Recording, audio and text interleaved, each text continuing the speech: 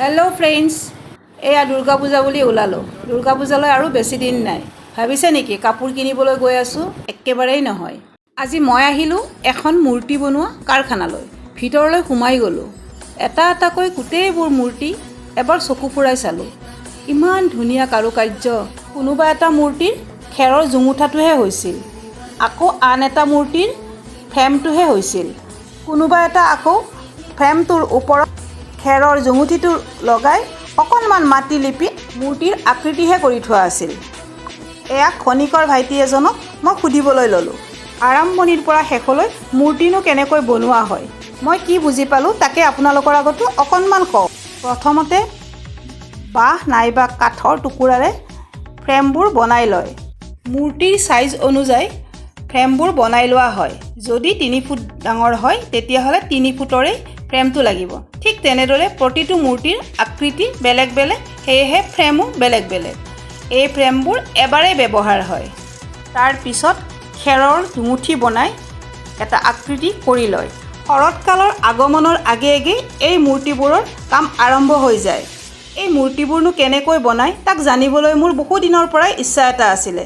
সেয়েহে মই আজি কাৰখানাটোলৈকে আহিছিলোঁ। ইয়াত ব্যৱহাৰ কৰা মাটিবোৰ খুব আঠা থাকিব লাগে আৰু খুব মিহি হ'ব লাগে। তেওঁলোকে এই মাটিবোৰ বিলৰ পৰা আনে বুলি মোক জনালে। বিলৰ তলত থকা মাটিবোৰ তেওঁলোকে কিনি আনে। বহু বছৰ আগতে উই তোলা মাটিহে প্ৰতিমা বা মূৰ্তি বনোৱাত ব্যৱহাৰ কৰা হৈছিল। জুমুঠিটোৰ ওপৰত যেতিয়া মাটিখিনি লিপি দিয়া হয় তাৰ পিছত শুকাবলৈ প্ৰায় 2-3 দিন তেওঁলোকক লাগে। এই প্ৰচেছটোত বতৰৰ ওপৰতে নিৰ্ভৰ কৰে। বতৰ যিমান ফৰকাল হয় সিমান সোনকালে মূৰ্তি বনোৱা হৈ যায়। এই প্ৰতিমাখন বৰপেটাৰ কোনোবা এখন পূজা মণ্ডপে ইয়াত বনাবলৈ অৰ্ডাৰ দিছে। গতিকে এই মূৰ্তিটো বৰপেটালৈকে তেওঁলোকে পঠিয়াব। প্ৰতিটো মূৰ্তিৰ মুখমণ্ডল আকৌ ফ্ৰেমত বনায়। একোটা ফ্ৰেম থাকে আৰু সেই ফ্ৰেমতে এই মুখমণ্ডল দিয়ে।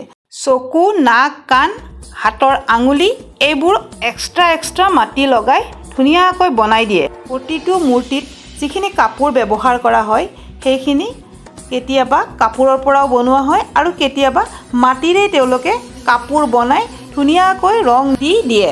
এই মূৰ্তি বনোৱা খনিকৰসকলৰ যথেষ্ট সাধনা আৰু কষ্ট ইয়াত জড়িত হৈ আছে।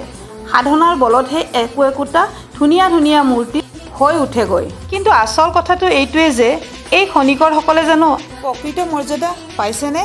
এই বিষয়ত খনিকৰ ভাইটিজনে মোক কৈছিলে, মূৰ্তিবোৰত পূজা কৰাৰ পিছত মূৰ্তি যেতিয়া বিসৰ্জন দিয়া হয় তেতিয়া পানীত উটুৱাই দিলে তেওঁলোকৰ অকণমান দুখ লাগে যদিও ৰাস্তাৰ কাষত বা কোনোবা জাবৰৰ দমত যেতিয়া মূৰ্তিবোৰ আলৈ অথনি হৈ পৰি থাকে তেতিয়া তেওঁলোকৰ হেনো বুকুখন খুন্দা মাৰি ধৰে। কোনো এখন পূজাৰ আগত যিদৰে মূৰ্তিটো আহ্বান কৰি আনি পূজাত বহোৱা হয় ঠিক তেনেদৰে পূজাৰ শেষতো মূৰ্তিটো শ্ৰদ্ধা ভক্তিৰ সহকাৰে পানীত বিসৰ্জন দিয়া উচিত। আজিৰ ভিডিঅ'টো চাই কেনে পালে? যদি ভাল পালে তেন্তে লাইক কৰিব আৰু মোৰ পেজটো ফ'ল' কৰিবলৈ একেবাৰেই নাপাহৰিব। Thank you, bye by.